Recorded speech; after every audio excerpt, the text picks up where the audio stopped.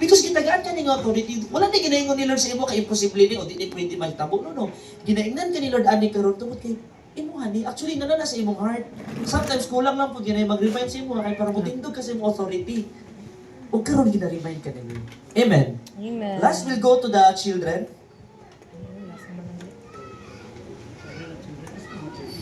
Nawala Last siya. na yun ni. Minsan lang may makalaag surala. Ginanag yun. Ay, napalo na siya. Sige. Psalms 127, 3-5. Kanina man, which is for all gihapon. Psalms 127, 3-5. Verse 3, ingon ni Lord Ria, children are a gift from the Lord. Unsa daw ang mga anak? They Gift. are a Gift. gift from the Lord. Grabe no. They are a reward from Him. Verse 4, children born to a young man are like arrows in a warrior's hand. So, unsa daw, ang mga anak daw sama daw sa, paano man na? Pana. Pana ba? Daw sama sa pana. So, kinsa ang Bo. warrior na ginamin ni Lord Ria? Ang mga parents, mo din na sila warrior. Ang kaning mga arrow, mo ni mga anak. So, ang arrow, mulupad ba na sa iyaha lang? Hindi. No, kailangan na ay warrior nga mo inat sa iyahang mga anak para paadto asa na ko paadto kong anak, asa ang direksyon paadto sa akong anak, paadto ba sa taas, paadto ba sa ubos, paadto ba sa right, paadto sa left.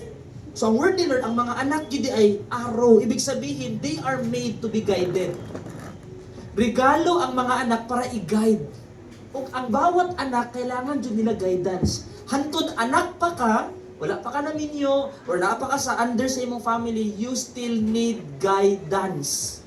Children, Amen. no matter on sa imong income, 6 digits, 10 digits, no digit, gina-remind ka ni Lord that if you are still in your family, you need guidance. Sometimes, kung saan nagpa-stop sa isa ka bata o sa isa ka anak na maminaw because feeling nila, kabalo na sila sa tanan.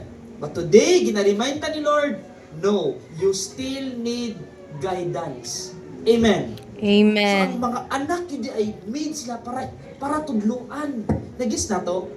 I-change na to itong pag-isip na itong mga anak. Hala, kabiligon sa kong anak mo. Bata pa lang, di perfect na siya. Uy, wali perfect. Uy, kailangan mo na tudluan. Kailangan mo na guidan. Amen. Amen. Naisabtan ba na to? Sometimes, mulaylo na ang parents, ang mga anak, medyo nanay professional. Kung anak, kabalo na mo tubag, maay na mo kuhan. Pili mo dyan ni Lord Ria, they are like arrows. Hantod na pa sila under sa inyo ha. They still need guidance. Amen. Amen. Hulata ang panahon nga maabot ang time separate sila. Hulata ang panahon maabot ang time nga magkaroon sila sa sarili lang nga family at sila na pud moatubang sa inyong gipang-agian. Pero hantod nga na pa sila under yun sa life sa isa ka parent, they still need Guidance. guidance. Araw, blessed is the man, like arrows in a warrior hands. Amina, verse 5. How joyful is the man whose quiver is full of them. Mao di ay nga sa una nga panahon ang dagag anak blessing. Unsa daw? Ang Blessing. dagag anak. Blessing. Sige daw karon. Karon. Sige daw makaanak kag 10. Blessing. Hindi. Kasi makaingon ka, Lord. Ay, tumulong ba siguro ko? pero paminaw, ang word ni Lord sa una, even sa Old Testament, that daw sama daw sa isa ka warrior, kung daghan daw kag pana, sige daw, kung dagag pana, mas maayo ba o dili? Mayo. Kung ano man, naakay daghan kag paduan. Pag maabot yun sa time na ang isa ka family makasabot sa siyang calling kay Lord, maabot sa time biday, na gamiton ka ni Lord na para ani nga ministry ato ka dira. Nak, ikaw ra pod ato ka diri mo na imong tawag ba. Nak, ikaw magtabang sa imong mga igsuon, ikaw magdiri sa business area. Nindot day ka. Ingon ang word of God, nindot jud day kayo kung nagoy tarong mag-guidance. Kay matudloan nimo mga anak unsa asa sila paadto. Nasabtan man, nagis ba ninyo? Amen. That's why every child, mga manghod, mga anak, you still need Guidance. the guidance, the word from your Sige lang. parents because they are the Bata pa one na din, they need ginagawa ang guidance. revelation ni Lord. Paminaw, there are two kinds of family. The physical family and the spiritual Spiritual. family. If you are encountered na in your young age, wala kay tarong nga physical parents, imong parents, sayo kayo nagbulag, wala kay gitabangan, wala kay giguide na mga problem nga ng mga nahitabo, then gitagaan ka ni Lord og spiritual family, then have your obedience sa imong spiritual family. Nag-guess ba na nato? Example, broken ka or naka sa family na wala joy guidance. Pero naa kay mga ate nga alagad kay Lord, naa kay mga leader, naa kay mga kauban sa church nga nag-serve kay Lord. Ang word ni Lord nag-ingon, pangayo o guidance. Amen. Amen. Kasi mo katapat, kailangan na to guidance. Kinanglan nato no guidance. O kani, paano kung mother o Kailangan father? guidance. Kailangan bagya po guidance. Sa papa na ka, mama na ka, kailangan bagya po ni mong guidance. Amen. Yes, unang purpose niya nung na-spiritual family, nung na-church. Yes. Dili ni simba-simba. Ang purpose ng purpose ko nag-build nila ng church, kaya para magkaroon tagtabanganay, ma-remind. Amen. Amen. Wala yun tayo. Yun rin He will not to put to shame when he confronts his accuser at the city gate. Next slide, Mangod.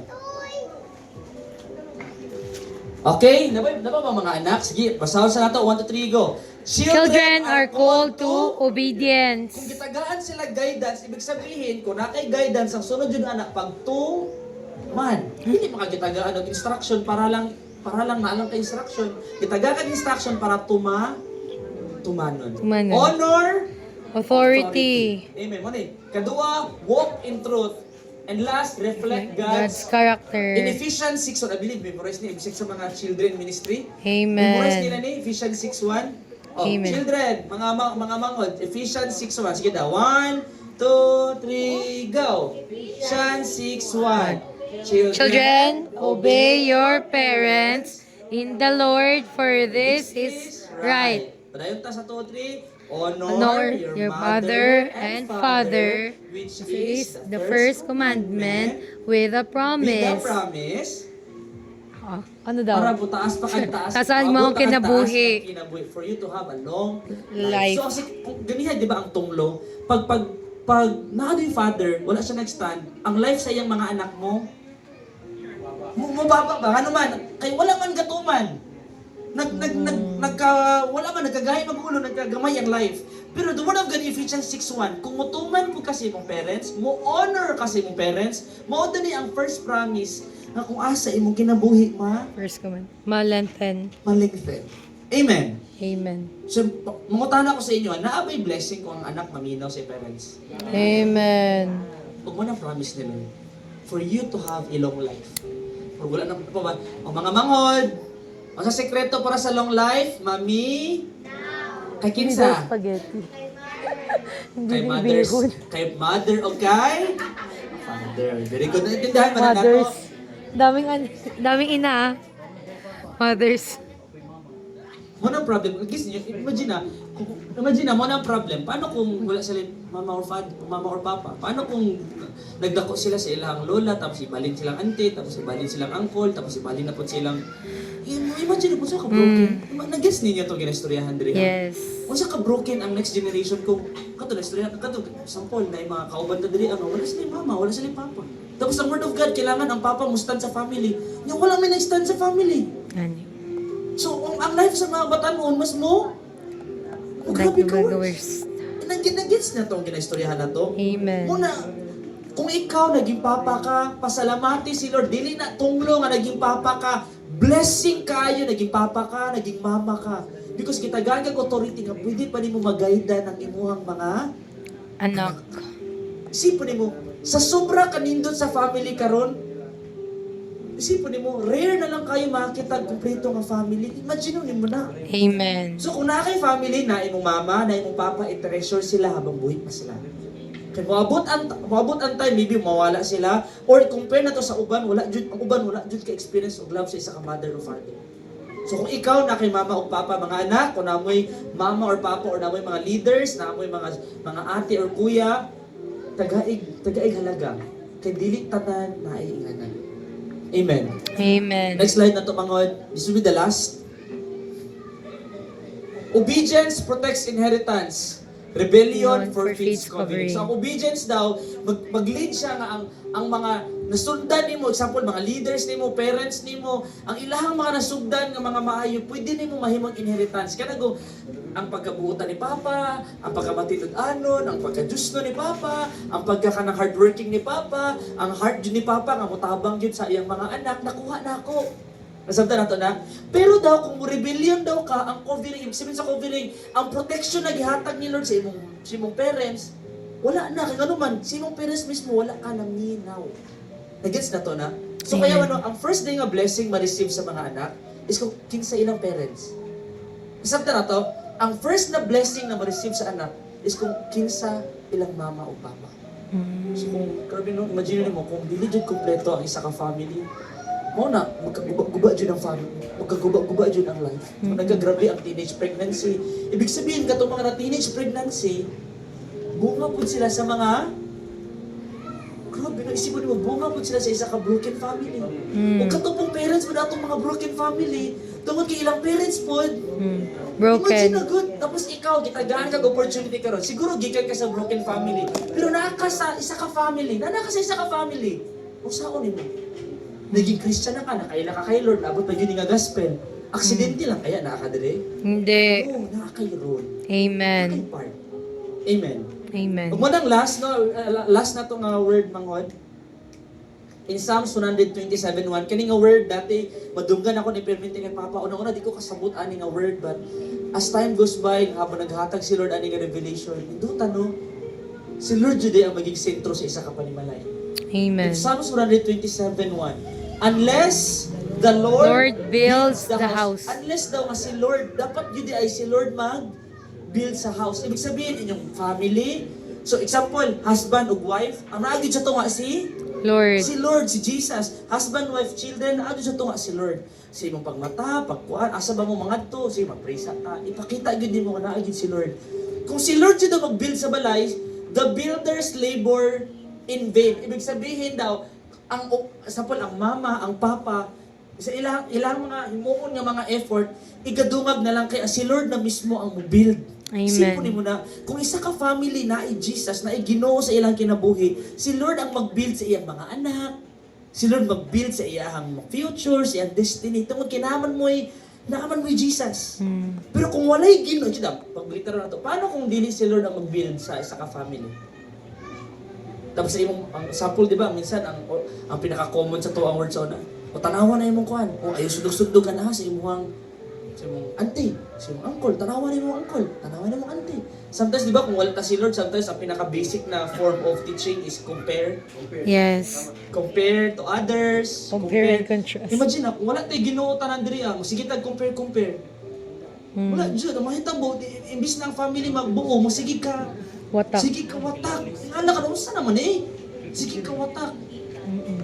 Nakatry mo nga gi-compare mo sa inyong kaugalingon nga igsoon. Amen. Ah, Compare mo sa sarili nga igsoon.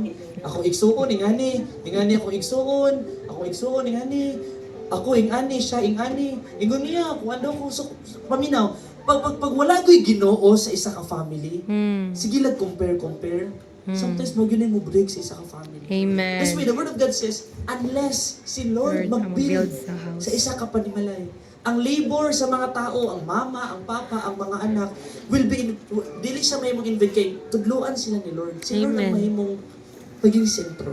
Amen. Kaya Amen. naman, kung mag-away, kung naigino, kung sa'yo mo example, mo sa isa ka family, kung mag-away, ang isa ka gustuhanon nga family, kung sa'yo next na dapat himuon, mag-pray.